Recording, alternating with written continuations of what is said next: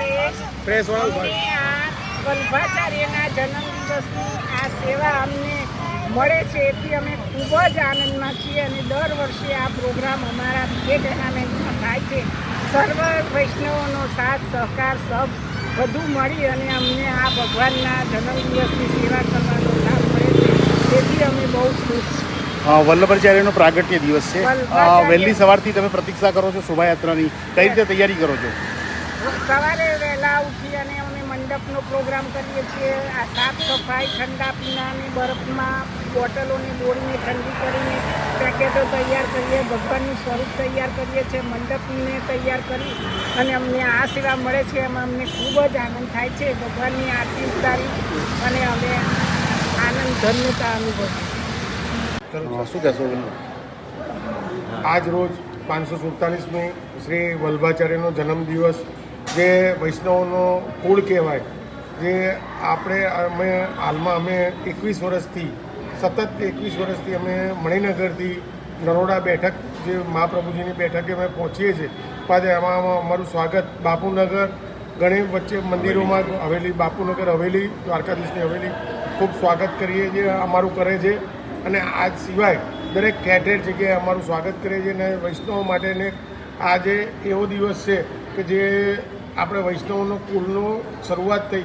આજે મહાપ્રભુજીના જન્મદિવસના દિવસે જ આજે આપણો પ્રાગટ્ય દિવસ કહેવાય, એટલે વૈષ્ણવો માટે ખાસ આજે ઉત્સવનો દિવસ કહેવાય. અને 11 હોવા છતાં બી આજે કોઈ 11 કરવાની જરૂર નથી રહેતી અને બધા માટે આજે 11 ભેગી જ હોય છે, કારણ કે આજે બહુ મોટું વૈષ્ણવ માટેનો મોટો ઉત્સવનો કાર્યક્રમો છે. આના સિવાય દરેક મંદિર વૈષ્ણવોની અંદર આજે શોભાયાત્રા નીકળે છે, ખૂબ ઉત્સાહથી નીકળે છે અને દરેક મંદિરો આવી રીતના સ્વાગત, દરેક વૈષ્ણવોનું ઠેર ઠેર જગ્યાએ સ્વાગત કરવામાં આવે છે. સાંજે ગોપીનાથજીના મંદિરે દોસવાડા પૂરેથી કાલુપુર ફરીને બી શોભાયાત્રા રાખવામાં આવેલ છે. અને દરેક એવા મંદિરો છે, મણિનગરના બાલકૃષ્ણ હવેલી છે, યમુનાજીની હવેલી છે, બધી જગ્યાએથી આ કાર્યક્રમ ચાલુ રહે છે. મણિનગરથી નીકળેલી શોભાયાત્રા કયા કયા વિસ્તારોમાંથી પ્રદક્ષિણા કરીને બેઠક ખાતે પહોંચશે?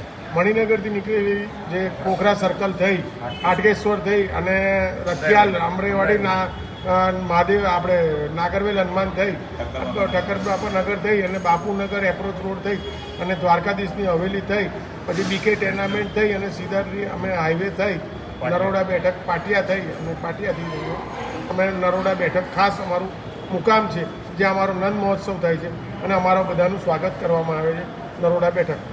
જી આપો. મારું નામ વજુભાઈ જોધાણી છે. હું દ્વારકેશ ધામ હવેલી અને શ્રીનાથજી હવેલી, બાપુનગર અને ડિકોલમાં મેનેજિંગ ટ્રસ્ટી તરીકે સેવા આપી રહ્યો છું. શું કહેશો વલ્લભાચાર્ય ભગવાનની 547મી આજે જન્મતિથિ? આજે અખંડ પૂર્ણમંડલાચાર્ય જગતગુરુ શ્રીમદ વલ્લભાચાર્યજી મહાપ્રભુજીની 547મી પ્રાગટ્ય ઉત્સવ અમે ઉજવી રહ્યા છીએ. શ્રી મહાપ્રભુજીએ 3 વખત ભારતભરની પરિક્રમા કરી અને વૈષ્ણવ ધર્મનો પ્રચાર કર્યો. જ્યારે પરિક્રમા કરતા હતા ભારતની, ત્યારે સિવેલું વસ્ત્ર ન પહેરવું, ઝાડ નીચે નિવાસ કરવો અને પગમાં ચપ્પલ ન પહેરવા એ એમનો નિયમ હતો. અને આ રીતે એમણે વૈષ્ણવ સંપ્રદાયનો વ્યાપ 550 વર્ષ પછી પણ આજે ફૂલે ફાલે છે. એ મહાપ્રભુજીની કૃપાનું જ ફળ છે. મને પરિચય આપો.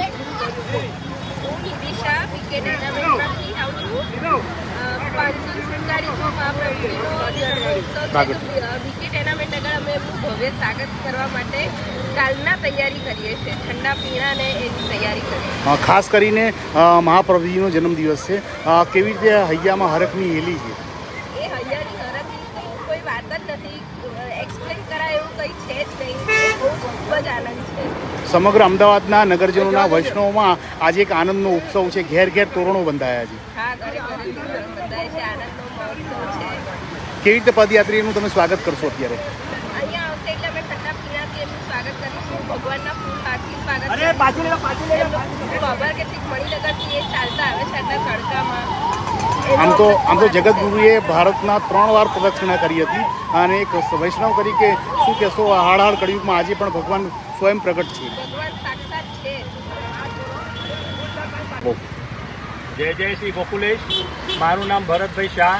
બીકે ટેનામેન્ટના રહેવાસી.